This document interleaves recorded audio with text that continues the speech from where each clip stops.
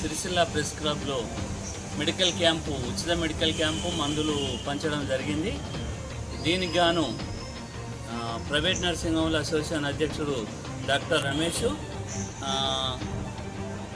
కత్తి Muralikrishna, doctor Abhinay, ఎల్లేడిపేట Ashwin hospital వారు మాకు సహకారం అందించారు. ఎందుకంటే సమాజంలో ప్రెస్ మిత్రులు పగలనక రేయనక తిరుగుతారు కాబట్టి వాళ్ళ ఆరోగ్యం బాగుంటేనే మన జిల్లా కూడా బాగుంటుందన్న ఉద్దేశంగా రాజన్న సిరిసిల్ల జిల్లాలో మానేరు స్వచ్ఛంద సంస్థ తరఫున ఈ మెడికల్ క్యాంప్ నిర్వహించడం జరిగింది. అందుకు గాను బ్లడ్ టెస్టులు, కంటి టెస్టులు, ఇంకా అన్ని రకాల టెస్టులు నిర్వహించి, పరీక్షలు నిర్వహించి వారికి మందులు కూడా ఇవ్వడం జరిగింది.